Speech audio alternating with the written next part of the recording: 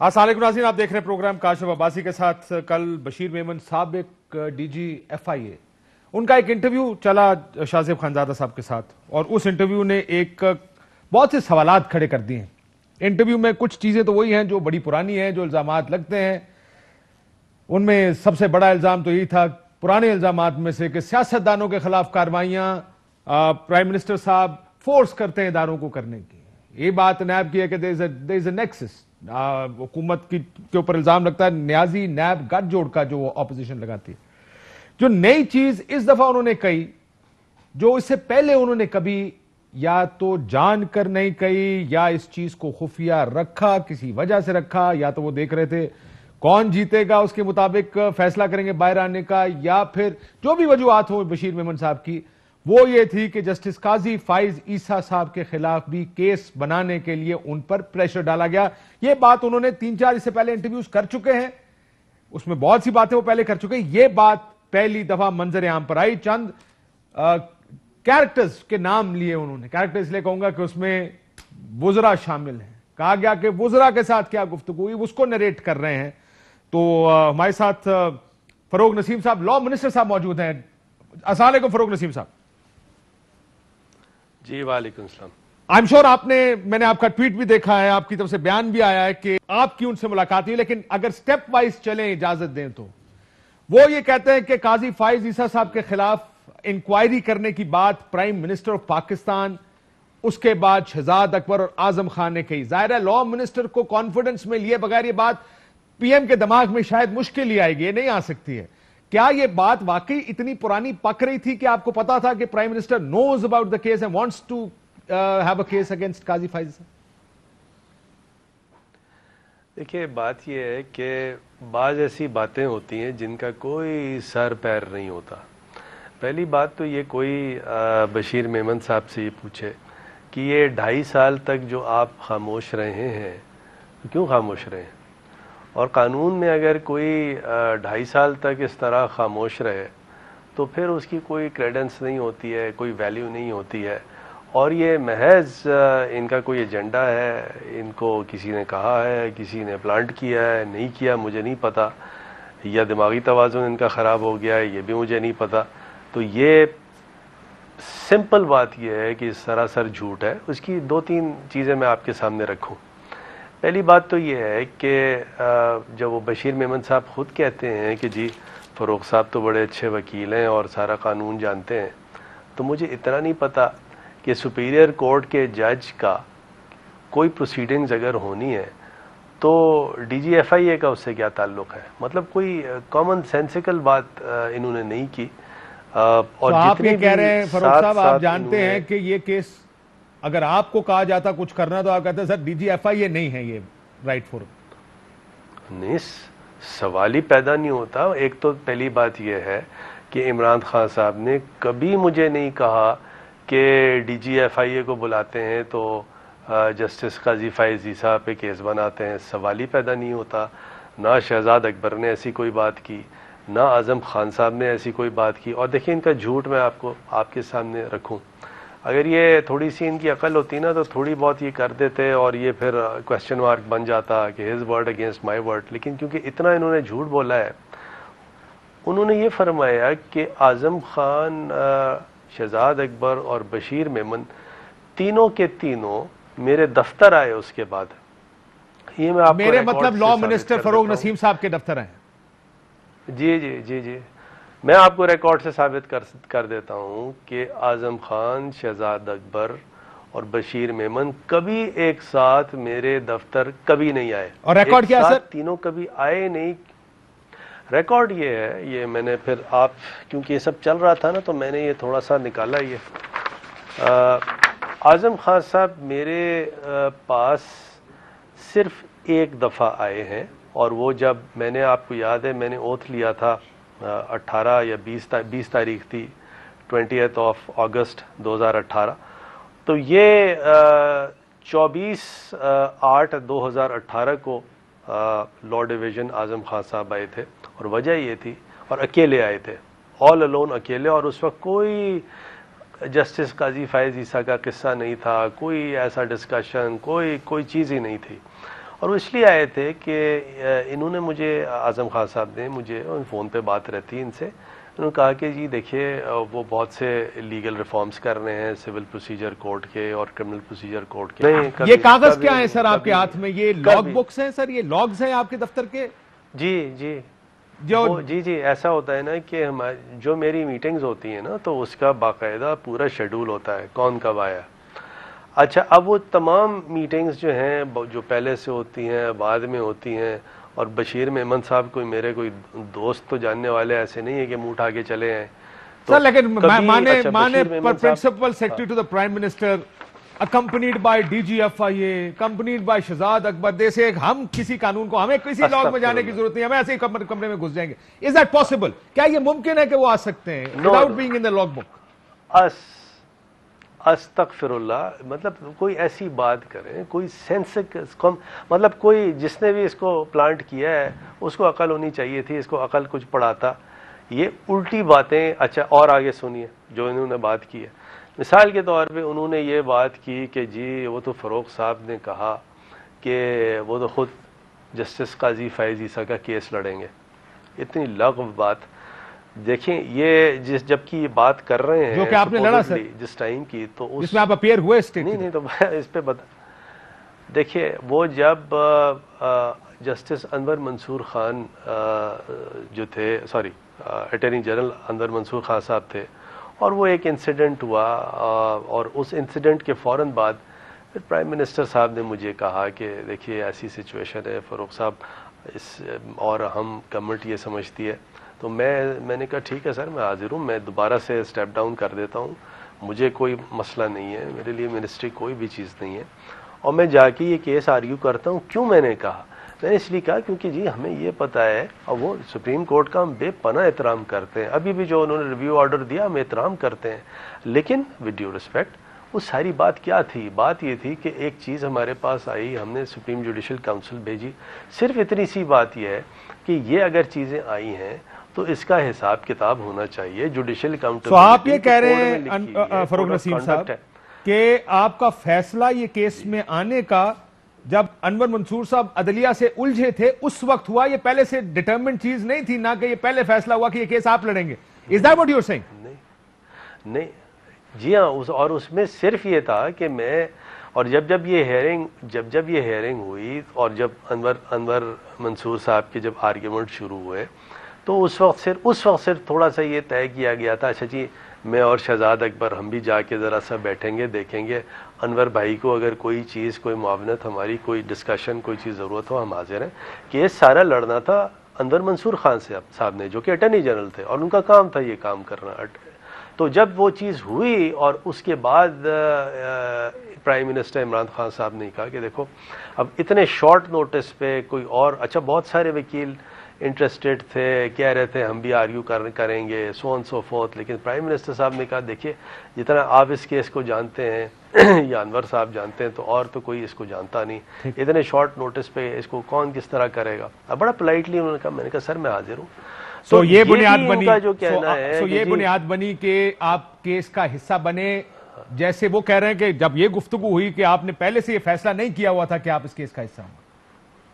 That's what you say? बस इतने सारी देखिए, यस, और ये तमाम जो उन्होंने बातें की कि ये मेरे पास आए, या अच्छा फिर मैंने एहतियातन, और मैं आपको बिल्कुल बताऊं, मेरे सामने कभी प्राइम मिनिस्टर ने, शहजाद अकबर या आज़म खान साहब ने कभी इस तरह की बात नहीं की कि वो जी DGFIA है, उसको हम जस्टिस काजी फैज़ ईसा का केस देते हैं, या कुछ नहीं, तमाम टोटल नॉनसेंस। मतलब ये कोई ऐसा शख्स है जो कि इसको डिस्प्यूट मज़ीद एक चक्कर करना चाहता है कि एग्जीक्यूटिव की जुडिशरी से कोई लड़ाई हो जाए, कुछ हो जाए। हमारी कोई किसी से लड़ाई नहीं है, हमारे भाई हैं सब, एहतराम है, हमारे जजेस हैं सारे के सारे, वो भी जिन्होंने हमारे फेवर में फैसला दिया, और वो भी जिन्होंने हमारे खिलाफ फैसला दिया। आपकी बात यह है कि कोई आपको अदलिया से लड़ाना चाहता है, और इस वजह से एक पर्टिकुलर कॉन्टेक्स्ट में now that he has won, justice Qazi Faez has won the case, इस वजह से ये सारा ये element of Qazi Faez case has come up. मैं आपको खुल के बताऊं कि मैं बिल्कुल जस्टिस काजी फैज़ ईसा या वकला उनको नहीं कह रहा, वो नहीं है इसमें, वो इस किसी कंस्पिरेसी में नहीं है, मैं बिल्कुल, don't get me wrong, but कोई बाय स्टैंडर्ड्स हैं, कोई ऐसे लोग हैं जो ये चाहते हैं कि ये अब जुडिशरी के साथ एग्जीक्यूटिव उलझ जाए। और मैं जस्टिस काजी फैज़ ईसा क्योंकि लिटिगेंट थे, उनको तमाम उनकी लीगल टीम को, तमाम वो वकला जो कि देखिए ये हमारा कोई इंटेंशन ना पहले था, ना अब है, ना जजों से लड़ने का। एक देखिए, एक चीज़ मेरे पास आई, शहजाद अकबर या मेरे पास हमारी नोटिस में आई, हमने सुप्रीम जुडिशियल काउंसिल भेज दी, ना भेजते तो सारे मीडिया या सारे लोग कहते सर आपने कब भेजी है सुप्रीम जुडिशियल काउंसिल? मैंने तो देखिए, मुझे याद नहीं आ रहा है, 2019 में भेजी थी। प्राइम मिनिस्टर साहब से बात हुई आपकी? जी मेरी बात हुई, वो क्वेटा में है, मैंने फिर उनसे फोन पे बात की और उन्होंने कहा दिस इज टोटल नॉनसेंस। ये जो अच्छा जो इन्होंने ये भी बात की ना कि प्राइम मुझे तो हंसी आने वाली बात है कि प्राइम मिनिस्टर कह देता था कि जी पकड़ लो, रिमांड ले लेंगे, केस बाद में बनाना। Is total nonsense, gibberish. कोई लिमिट होती है झूठ की, बकवास की, कोई मतलब अब मैं क्या इसमें बोलूं। बहरहाल प्राइम मिनिस्टर ने क्या कहा सर आपको? रिजर्व्ड प्राइम मिनिस्टर ने कहा बिल्कुल लव बात है, झूठी बात है, और तुम्हें पता है कि अब डीजी एफआईए से जस्टिस काजी फैज़ ईसा की कौन बात करेगा, उसका जुरिस्डिक्शन ही नहीं है। और वो इंसिस्ट कर रहे हैं, अब आप देखिए अपने स्टेटमेंट में वो मसूफ इंसिस्ट कर रहे हैं कि जी मैं बता रहा था, मैं बड़ा लीगल विजिट था और मैं पूरी गवर्नमेंट को और फरूक साहब को बता रहा था, और वो कह रहे थे नहीं नहीं आपका फिर भी जुरिस्डिक्शन है और हिम्मत पकड़ो। Nonsense, total nonsense. वैसे उन्होंने एक जगह पे ये भी कहा, अगर आप इजाजत दें, which was very interesting when I read it, somewhere he said कि then I put my foot down, जब आप उनको बहुत जोर दे रहे थे, then he had to put his foot down and tell you guys कि ये गैर कानूनी है और ये supreme court. For God's sake, वो याद है आपको किसी ने दावा कर दिया था शिकारपुर में कि वो मैं पानी से गाड़ी चलाता हूँ, उस तरह का झूठ है ये। सब प्राइम मिनिस्टर साहब भी इसको कंस्पिरेसी देख रहे हैं, कुछ साजिश देख रहे हैं प्राइम मिनिस्टर? नहीं, प्राइम मिनिस्टर साहब ये कह रहे हैं ये टोटल झूठ है। मेरी क्योंकि वो बलूचिस्तान में है और वह लाइन भी थोड़ी डिस्टर्ब्ड है, जो मेरी फ़ोन पे बात हुई है उनसे, आज़म से भी बात हुई, शहजाद अकबर से भी बात हुई, ये टोटल नॉनसेंस। अच्छा मैंने फिर भी तीनों से बार बार पूछा कि सर ये तुम कह रहे हैं टोटल नॉनसेंस, और कोई किसी का कोई सेंस नहीं है इन बातों का। ये बात ज़रूर है कि बशीर मेमन साहब ने जो कहा है उसकी कानूनी चाराजोई होगी। अच्छे अमीर आदमी है बशीर मेमन साहब। सर आप भी उनको नोटिस करूंगा, करेंगे सर? आप भी कर रहे हैं? जी मैं नोटिस करूंगा डेफेमेशन का, because he is a rich man, ताकि मैं उनसे हर जाना। तो रिच मैन किधर सर? सरकारी मुलाजिम थे, रिच मैन कहां से? सर वो अच्छे आदमी है, अब मुझे तो नहीं पता लेकिन वो क्या है क्या नहीं है, लेकिन चले रिच नहीं सही, पुअर सही, कुछ है, हर जाना तो दें। मैं तो मुझे तो नहीं पता कि उनकी क्या वेल्थ है या नहीं है, nor I am interested to know. मैं तो what I am interested to know कि क्योंकि एक दफ़ा उन्होंने क्योंकि एक जिक्र मुझे किया था, लेकिन मैं वो बात नहीं करूंगा क्योंकि मैं एहतराम करता हूं किसी ऐसी बात का, तो लिहाजा मैं मतलब मुलाकातें अगर कुछ जिक्र उनके बिजनेस के बारे में किया हुआ है, इसका मतलब आपकी इतनी आपस में कंफर्ट और अंडरस्टैंडिंग थी कि he would even mention his business history? नहीं, मुझे एक दफ़ा वो मैं जा रहा था कराची, तो एरोप्लेन में मेरे साथ बैठे हुए थे और उसमें उनका कोई बिजनेस प्रॉब्लम था। उस बिजनेस प्रॉब्लम की उन्होंने मुझसे एक बात की और मैं इसके अलावा और मैं उसकी कोई बात साहब वो हजारों का बिजनेस प्रॉब्लम था, लाखों का था, करोड़ों का था, ये तो बता दें। नहीं मैं ये सब कोई बात नहीं करूंगा सिवाय इसके कि अच्छा मैं तो ये कहता हूँ बशीर साहब आप अच्छे 5,000 का वकील नहीं बिगड़ा, मुझे हरजाना दे दे। 5,000 का वकील वो मसला हल कर सकता है या फरूक नसीम को हल करना पड़ेगा वो मसला? मैं तो देखिए हरजाने का केस करूंगा इन पे। This is total nonsense. हरजाने का केस करें। आखिरी सवाल फरूक नसीम साहब, कोई सीसीटीवी फुटेज है वहां की, आपके दफ्तर की एंट्रेंस एग्जिट? मैं चेक कर लूंगा, मैंने देखा नहीं, मैं चेक कर लूंगा। लेकिन आप कभी एफआईए के दफ्तर चारों गए हो? आप कभी पीएसपीएम यानी आजम खान के दफ्तर में इकट्ठे हुए हो सारे? मेरी कभी बशीर मेमन से आजम खान और शहजाद अकबर के होते हुए आजम खान के दफ्तर या मेरे दफ्तर में कभी कोई मुलाकात नहीं हुई। और बशीर मेमन साहब तो पीएम ऑफिस आते थे, उनको क्योंकि वो मनी लॉन्ड्रिंग और वो सारा कि जी इतनी स्मगलिंग हो रही है, ये हो रहा है, वो हो रहा है, तो उसमें उनकी प्रेजेंटेशन होती थी। लॉ मिनिस्ट्री भी आ चुके हैं, वो पीएम ऑफिस भी आ चुके हैं। लेकिन आई थिंक सही सवाल आपका ये होना चाहिए कि क्या बशीर मेमन से मैंने या बशीर मेमन ने मुझसे कभी जस्टिस काजी फाइज ईसा के बारे में कोई बात की हो? As far as I am concerned, मैं उनसे क्यों बात करूंगा? उनका क्या जुरिस्डिक्शन था किसी सुपीरियर कोर्ट के जज के लिए कि मैं उनसे बात करता? ये मामला सुप्रीम जुडिशल काउंसिल का था। क्या बशीर मेमन जो डायरेक्टर जनरल थे वो चेयरमैन थे सुप्रीम जुडिशल काउंसिल के? नहीं, चेयरमैन उसका चीफ जस्टिस ऑफ पाकिस्तान होता है। तो बशीर मेमन से मैं क्यों बात करूंगा? तो ये बिल्कुल लग़व बात है, झूठी बात है, कोई इसमें सच्चाई नहीं है। ये क्यों ये बात कर रहे हैं इसका जवाब तो वो खुद देंगे। बहरहाल मैं उनको अभी से कह रहा हूं कि काइंडली रिट्रैक्ट करें और मुझे हर्जाना दें, नहीं तो ये हर्जाने का नोटिस भी आ रहा है आपके पास और सूट भी फाइल होगा। सूट भी फाइल होगा। सो आप ये कह रहे हैं ना मुलाकात हुई, ना जस्टिस फाइज ईसा केस पर बात हुई। एम आई क्लियर कि इन 4 लोगों की ना मुलाकात हुई और आपकी और मेमन साहब की फाइज ईसा केस पे कभी बात ही नहीं हुई? नहीं काशिफ, इसको थोड़ा रिफ्रेश करें। आप कह रहे हैं कि मेरी क्या बशीर मेमन से कभी मुलाकात नहीं हुई? 4 लोगों की आपके दफ्तर में जो उन्होंने मेरे दफ्तर में कभी शहजाद अकबर, बशीर मेमन, आजम खान एक साथ कभी नहीं आए।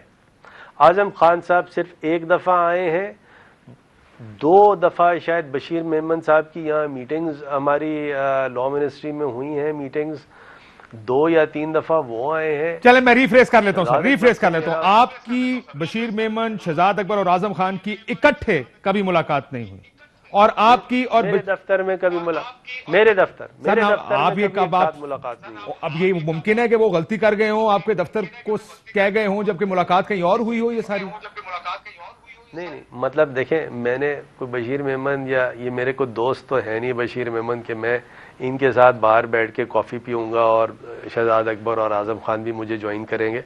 बशीर मेमन साहब पीएम ऑफिस में आते थे, वहाँ उनको देखा भी है मैंने, क्योंकि DGFIA थे।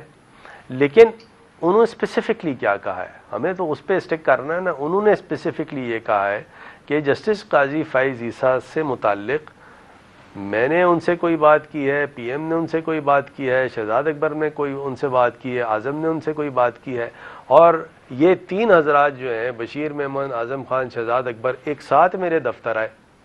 ये सारी बातें गलत हैं। तो लेट्स स्टिक टू दिस। सो आप जो फैक्ट्स उन्होंने स्टेट किए उन्हें तक रहना चाहते हैं। बहुत शुक्रिया फरूक नसीम साहब, law minister, completely denies what happened. जरा बात को आगे बढ़ाते हैं कि ये हो क्या रहा है, साथ में थोड़ी सियासी बात भी करेंगे। एक ब्रेक। वेलकम बैक नाज़रीन। अभी आप लॉ मिनिस्टर फरूक नसीम साहब की गुफ्तगू सुन रहे थे। एक जो इल्ज़ाम लगाया बशीर मेमन साहब ने वो ये था कि उनके दफ्तर में मुलाकातें हुई, मुलाकात हुई, उनको जस्टिस काजी फाइज ईसा के खिलाफ कार्रवाई का कहा गया। और इसके अलावा जो इल्ज़ामात, ये सुन लीजिए कि मुस्लिम लीग नून की लीडरशिप को गिरफ्तार करने का बड़ा प्रेशर डाला जाता था वज़ीर आज़म हाउस की जानिब से। उन्होंने कल के इंटरव्यू में क्या बात कही थी, बशीर मेमन साहब ने सुन। मेरे ख्याल में शायद ही कोई PMLN का कोई खास तौर पे जो जोर था वो था मियां नवाज शरीफ और मरियम नवाज साहिबा पे। इन 2 पे तो, बाप बेटी पे तो बहुत ज्यादा जोर था। फिर शहबाज शरीफ साहब पे था, हमजा शहबाज पे था, एहसन इकबाल पे था, शाहिद खाकान अब्बासी साहब पे था, राना सनाउल्लाह, जावेद लतीफ, खुर्रम दस्तगीर साहब। फिर पीपल्स पार्टी में खुर्शीद शाह, नफीसा शाह और मुस्तफ़ा नवाज खोकर पर था। जो भी टीवी पर आकर बात करता था, ख्वाजा आसिफ, मरियम औरंगजेब, अरसलान इफ्तिखार, रसवंदियार वली, अमीर मुकाम, हर एक के लिए फलां को क्यों नहीं पकड़ते और फलां को क्यों नहीं पकड़ते। ये फरूक हबीब साहब हमारे साथ मौजूद हैं, कल minister of state for information बनने जा रहे हैं। पहले तो आप वजीर बनने लगे, मुबारक हो। दूसरी तरफ तलाल चौधरी साहब हमारे साथ मुस्लिम लीग नून से मौजूद है। मैं जरा तलाल साहब, ये जो पोलिटिकल साइड है, फरूक नसीम साहब ने तो अपना जवाब दिया कि क्या मुलाकातें हुई, क्या गुफ्तगू हुई। ये बात तो बार बार होती आ रही है कि आपकी तरफ से, आपकी हुकूमत की तरफ से प्रेशर डाला जाता है गिरफ्तारियों के लिए ऑपोजिशन की। वो वही बात कर रहे हैं, रिपीट कर रहे हैं। काशिफ, बात यह है कि ये एक ऐसा नैरेटिव बनाने की कोशिश की जाती है जिसमें एक चीज़ साबित करने की कोशिश की जाती है कि कल का भी ये प्रोग्राम फरमाइशी प्रोग्राम था बशीर मेमन साहब की तरफ से, और पीएमएलएन के 12वें खिलाड़ी के तौर के ऊपर वो किरदार अदा कर रहे हैं और बड़ी हमदर्दी थी, बार बार उनका जोर पीएमएलएन के ऊपर था। और जितनी पोस्टिंग्स अच्छी उन्हें हासिल हुई, डीजी एफआईए हो जाए, आईजी कश्मीर हो, इससे पहले जितनी पोस्टिंग्स हैं वो पीएमएलएन से हासिल की। अब भी मुझे लगता है को सेनेट के एक आधे टिकट के जो है वो उम्मीदवार हैं, 12वें खिलाड़ी का किरदार अदा कर रहे हैं। आप और इन इल्जामात पे बात करना, क्या ये नहीं, इल्जामात तो देखें ना, कोई भी किसी भी ओहदे पे बैठा शख्स जो है वो लगा सकता है, लेकिन उनकी रेलेवेंस और हैसियत उस वक्त होती है कि जब ये चीजें हो रही थी तो उस वक्त बशीर मेमन साहब का जो है वो ज़मीर क्यों नहीं जागा, इतनी उनको नागवार गुजर रही थी, इतनी बुरी गुजर रही थी, तो ये उन चीजों को सामने ले आते। कुछ तो हुआ होगा जो 15 दिन बाद आपने उनको 15 दिन पहले उनकी काशिफ नहीं, रिटायरमेंट से आपने उनको काशिफ ऐसे नहीं, देखें क्या ये बात दुरुस्त है? एक मिनट, ऐसे नहीं, किसी को 15 दिन रिटायरमेंट से हटाना या ना हटाना वो एक अलग पहलू है ना, पहले इस पे बात कर लेते हैं ना। जो मेन बुनियादी चीज है उसको समझने की जरूरत है। जिन लोगों के ये नाम ले रहे हैं वो भी शायद खकान अब्बासी नैब को मतलूब में, हमने थोड़ी केस बनाया। चले सारी बातें छोड़ दें पीएमएलएन के केसेस की, यही बशीर मेमन साहब ने क्या जाली अकाउंट्स के केसेस नहीं बनाए आसिफ अली जरदारी के ऊपर? एक एक चीज को नहीं कुरेदा? क्या इन्होंने अपने एक खास बंदे को जो है वो जीआईटी के तौर के ऊपर वहां पर नहीं लगाया हुआ था? सिंध के अंदर जो चीजें कुरेद के लेकर आ रहा था उस वक्त किसको बेनिफिट दे रहे थे? पीएमएलएन को दे रहे थे। जाली अकाउंट्स थे, हकीकत बात है थे, लेकिन बेनिफिट किसको दे रहे थे? पीएमएलएन को दे रहे थे। क्या शहबाज शरीफ की टीटियां नहीं निकली? आज एफआईए का आप रिकॉर्ड उठा के देख लें, सिर्फ एफआईए की 25 अरब रुपए की टीटियां हैं। वो जज साहब का इख्तलाफी फैसला आज भी मौजूद है जिसमें वो कह के गए हैं कि शहबाज शरीफ अपनी टीटियों के बारे में कुछ नहीं बता सके, और वो टीटियां वो हैं जो नैब ने पकड़ी हैं 7 अरब की। अभी 25 अरब का जो एफआईए का टीटियों का केस है उसका हिसाब अलग है। तो अगर एफआईए टूथलेस बन के बैठा हो और उसका डीजी जो है वो कॉम्प्रोमाइज, समझने दें, आप ये कह रहे हैं कॉम्प्रोमाइज हो, आप डीजी को कॉम्प्रोमाइज था भाई, वो नून लीग से मिले हुए भाई, कॉम्प्रोमाइज थे।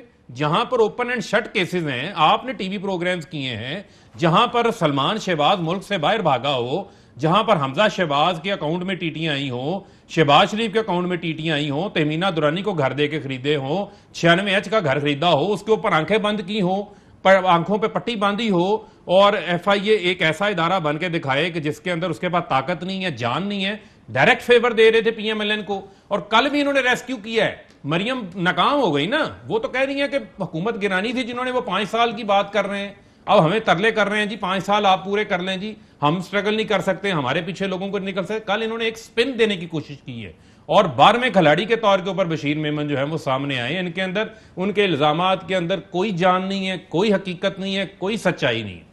तलाल चौधरी साहब, ये तो नेक्सस बना रहे हैं आपका और बशीर मेमन साहब का कि ये रली मिली है, ये तो आपके कहने पे वो कर रहे हैं। उन्होंने जिस चीज को बुनियाद बनाया कि जरदारी साहब के केसेस बड़ी, वो उन बकौल उनके, अगर मैं अपना लफ्ज इस्तेमाल करूं, फराखदिली से उन्होंने किए हैं, लेकिन शहबाज साहब का ये केसेस वो नहीं चलाना चाहते थे, इस वजह से वो कह रहे हैं कि ये आप लोगों का नेक्सस है जिसकी वजह से बाहर है। शुक्रिया काशिफ साहब। और मैं सबसे पहले अगर इजाजत दें, आपकी वालदा का इंतकाल हुआ, अल्लाह उनकी मगफरत करे, उनके दर्जात बुलंद करे। ये रिसेंट क्योंकि हुआ है, आई अंडरस्टैंड, मेरी वालदा का इंतकाल, आई नो कि ये कितना बड़ा लॉस होता है लाइफ का। सो आई एम अस्यूमिंग कि हर एक की तरफ से दे आर आपके बराबर के। जी तलाल साहब। आमीन जी, बहुत शुक्रिया आपका, बहुत मेहरबानी। काशिफ साहब, गुजारिश ये है कि सबसे पहले तो मैं फरक हबीब साहब को मुबारकबाद देना चाहता हूँ, और यकीनन मेरा मतलब ये इस बात का सर्टिफिकेट है कि वो वजीर इत्तलात और नशरियात बन रहे हैं कि वो बेहतरीन झूठ बोल सकते हैं, और इस ऐसी हुकूमत जिसकी कोई परफॉर्मेंस नहीं, उसको डिफेंड करने के काबिल हैं सबसे पहले। क्योंकि अभी वो डिफेंड कर रहे थे, अभी ये जो रिसेंटली बशीर मेमन साहब वाली बात हुई है, जरा मैं बशीर मेमन साहब को एज ए दाखिला में तलाल साहब, मैं सिर्फ ये देख रहा हूँ आपकी हुकूमत का वजीर इत्तलात कौन था। आप ये नहीं कह रहे इनकी हुकूमत का वजीर इत्तलात बेहतरीन झूठ बोलने पे लगता है, आप कह रहे हैं वजीर इत्तलात बेहतरीन झूठ बोलने पे लगता है, और आप वो तो क्वालिफाई कर रहे हैं ना। इसका मतलब मरियम औरंगजेब साहब नहीं क्वालिफाई नहीं करना था। नहीं, बैड परफॉर्मेंस। और देखें, मेरी गुजारिश ये है कि जी काशिफ साहब, मैं इस पे, जो बशीर मेमन साहब है वो डीजी रहे हैं जब मैं भी दाखिला में रहा हूं, मैं कुछ हद तक उन्हें जानता भी हूं। वो जिम्मेदार आदमी हैं, और ऐसा मुमकिन नहीं है कि एक ऐसा आदमी जो 22वें ग्रेड तक गया हो, जो डीजी एफआईए रहा हो, जिसने बड़े बड़े उदों पर आओ और वो आकर उठकर मेरा मतलब है किसी बोंगी मार दे किसी टीवी पर आकर, और वो भी इतनी बड़ी बात कर दे कि वो पूरी हुकूमत को ये दावत दे कि वो उसके खिलाफ कार्रवाई करे। अगर आप सरकमस्टांशियल एविडेंस देखें तो जो बशीर मेमन ने कहा वो सारा सच है। वजीर कानून है कौन? ये वो हैं जिन्हें नेल्सन मंडेला नजर आता था, कभी अल्ताफ हुसैन, ये वो हैं जिन्हें आमरीयत जो कि मुशर्रफ की थी उसमें कोई नुकसान नजर नहीं आता था। ये वो हैं जो कि इस्तीफा देते हैं, फिर वकील बनते हैं, फिर इस्तीफा देते हैं, फिर वजीर बनते हैं। तो ये बेहतरीन आदमी हैं जिनको इस तरह के कामों के लिए इस्तेमाल किया जा सकता था, तो जो कि वजीर कानून है। उसके बाद क्या रेफरेंस नहीं आया? क्या इसी वजीर कानून ने रेफरेंस नहीं डाला? क्या इसी वजीर आजम ने रेफरेंस नहीं भेजा? क्या इसी हुकूमत ने वो रेफरेंस जोरों शोर से नहीं लड़ा? क्या उसके, और ये सारी चीजें सामने नजर आती हैं। और ये सिर्फ आप 1 मिनट के लिए छोड़ दें सुप्रीम कोर्ट, हर आवाज बंद करने के लिए इस हुकूमत ने पूरी कोशिश की है। मसलन मीडिया है, मैं आपको किसी इम्तिहान में नहीं डालूंगा कि अपना मोबाइल जो है वो दुनिया के सामने करें कि जब आप वो उन एंकर्स में हैं जो कि बड़ी साफ और सुथरी बात करते हैं, फिर आपके साथ क्या क्या आपको इंस्ट्रक्शंस और कहां से आती हैं? क्या उसके बाद हमारे मैं तलाल साहब बड़ी बात नहीं करता, मैं आपको मैं अल्लाह को हाजिर नाजिर जान के कहता। मुझे उम्मीद है मेरे इस लफ्ज का कोई वजन तो होगा, ज्यादा वजन ना भी हो आपके लिए। हाजिर नाजिर जान के कहता हूं सर, हमें यह जरूर है कि हमारे पे पाबंदियां, बंदिशें या किस हद तक हम जा सकते हैं, हमें खुद पता होता है कि प्रेशर्स क्या हैं। अगर आपको लगता है कि मुझे कोई प्रोग्राम से पहले या बाद में इंस्ट्रक्शंस देता कि आपने ये करना ये नहीं करना, सर ऐसे नहीं होता। बराए मेहरबानी लोगों को, हम लोगों को इतना कमजोर और मासूम मत समझे जो यहां पे आके बैठ गए हैं कि हमें इतना, हम कुछ थोड़ी सी लड़ाई भी नहीं लड़ सकते अपने लिए, मुश्किलात हैं। मैं फिर ये कहूंगा, लेकिन ये इंस्ट्रक्शंस वाली बात, मेरा फोन जब आपका दिल करे आपका आके देख लीजिए। मैंने काशिफ साहब जो आपने बात कही है मैं वही कहने जा रहा हूं कि आप उन लोगों में से हैं जो ये प्रेशर ले लेते हैं, उसके बावजूद बात करते हैं। प्रेशर्स आते हैं, क्या मीडिया पर प्रेशर्स नहीं आए? क्या सियासतदानों को चुन चुन के नैब और दूसरों में नहीं, जो बोलते हैं, जो सामने नजर आते हैं और वो खास किस्म का एक नजरिया रखते हैं, उसी तरह का नजरिया, उसी तरह की आवाज अदलिया में से थी तो वो जस्टिस फैज की थी। सो सर्कमस्टांशियल एविडेंस जो है वो बिल्कुल वो आवाज दबाने के लिए ये सब कुछ किया गया। और आप ये कह रहे हैं सर, लेकिन ये भी बड़ी इंटरेस्टिंग बात है। वैसे मैं आपको बताऊं एक और चीज, आपकी बात थी, मैं जरा गवर्नमेंट आप इसका जवाब दे दें। लेकिन देखिए ये आई हैव नो रीजन कि मैं कहूं कि बशीर मेमन साहब सच बोल रहे हैं, इसका एक जुडिशियल कमीशन बनना चाहिए। मैं आपसे पूछूंगा बनाएंगे या नहीं। लेकिन हमारे मुल्क में भी एक बड़ी एक सितम जरीफी है कि कुछ जज बहुत अच्छे हैं, कुछ जज बहुत खराब हैं। कुछ ब्यूरोक्रेट्स, बशीर मेमन साहब बहुत अच्छे हैं, लेकिन जो लोग जेआईटी में बैठे थे वो बहुत खराब थे। ये सिलेक्शन भी हमें, या सिलेक्टिव यूज ऑफ ये जो सर्टिफिकेट है ना अच्छे और बुरे का, ये भी देखना चाहिए। लेकिन क्या जुडिशियल कमीशन बनाएंगे आप इसमें? देखिए बात ये है, फिर मैं आपको ये कहूंगा कि जुडिशियल कमीशन बनाने की बात आज क्यों की जा रही है? ये लोगों को उलझाना चाहते हैं। मुझे आप ये बताएं कि सादा सी बात है, मैंने सादा सा सवाल पूछा था कि शहबाज शरीफ के, हमजा शहबाज के, सलमान शहबाज के केसेस थे, किस तरह पकड़े जाते हैं कि एफआईए के पास एक्सेस है। एफआईए जो है वो किसी भी बैंक अकाउंट का जाकर आपके मेरे अकाउंट का देख सकता है, उसका मैंडेट है कि वो मनी लॉन्ड्रिंग को चेक कर सकता है, उनके पास इख्तियार है, उनके पास एक्सेस है। उन्होंने वो मशकूश जो है वो ट्रांजैक्शंस पकड़ी, मंजूर पापड़ वाला सामने आ गया, जो चीनी वाला है वो सामने आ गया, इनकी जो फ्रंट कंपनीज हैं वो सामने आ गई।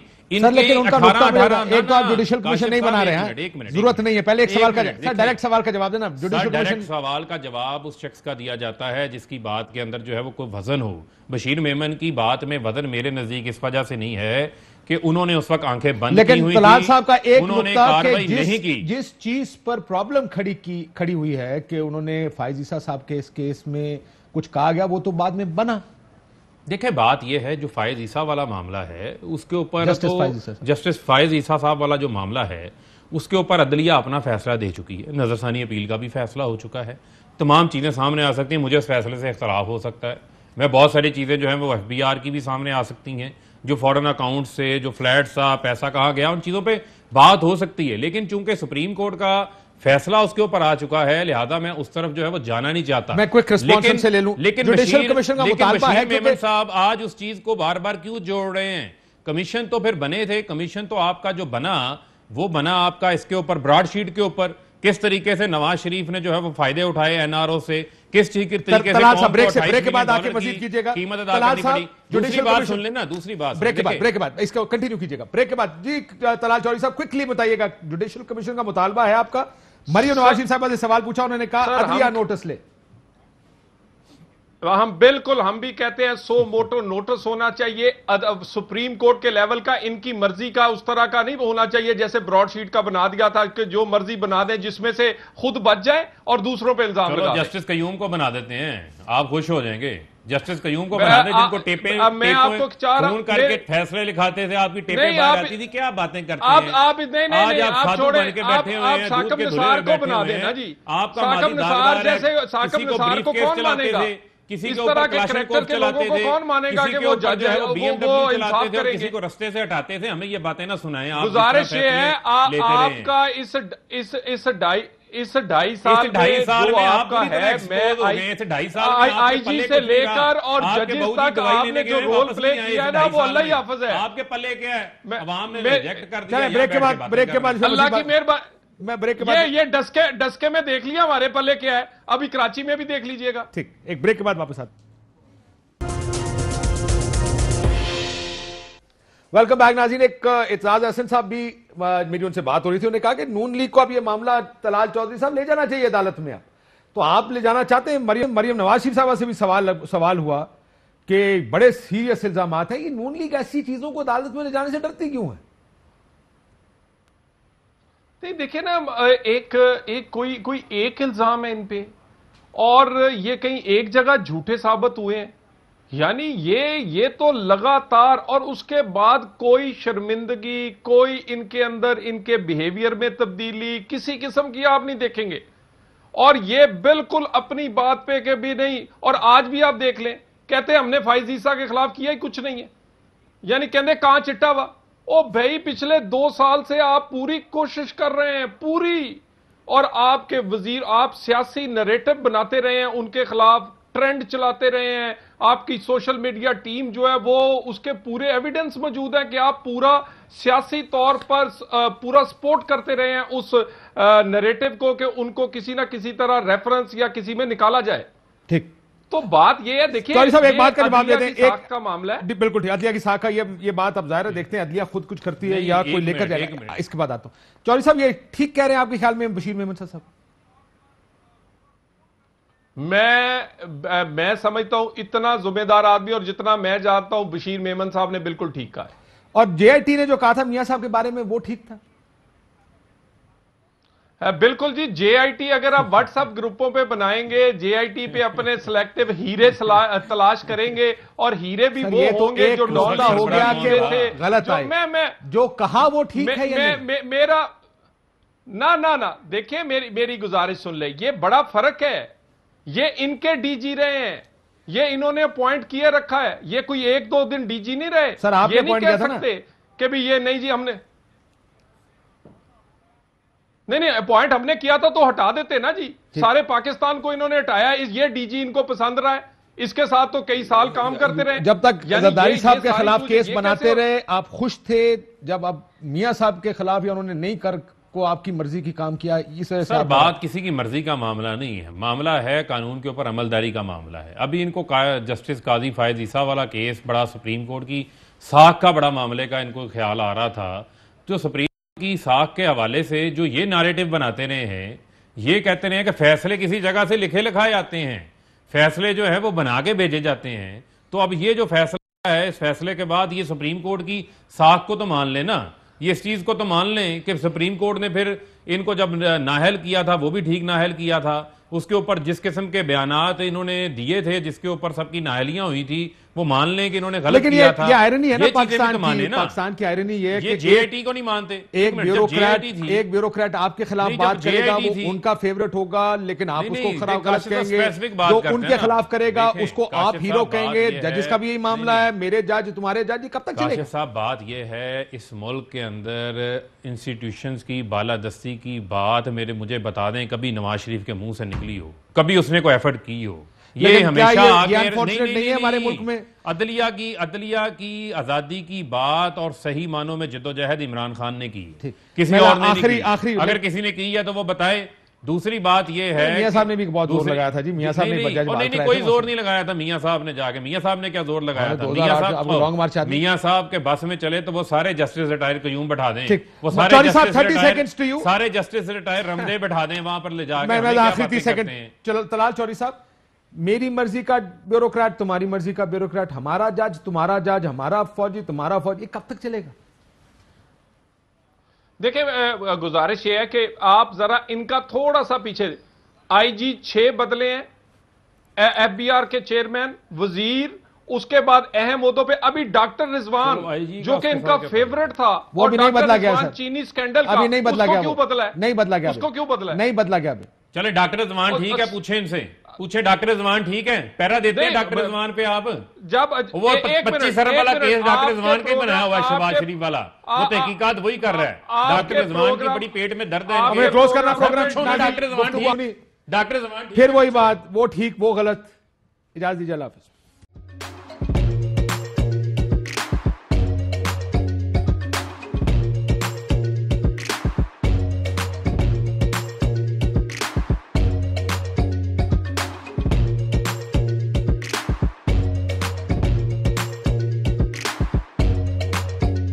Instead of saving up for a new toy or a trip to Disney World, a 70-year-old بدلاً من توفير لعبة جديدة 来自阿拉巴马州的一名7岁女孩没有花 एक नए खिलौने या डिज्नी वर्ल्ड की यात्रा के लिए बचत करने के बजाय Alabama Anstatt für ein neues Spielzeug oder eine Reise nach Disney World zu sparen, hat En stade für un neus Spielzeug en reis nach Disney World zu sparen.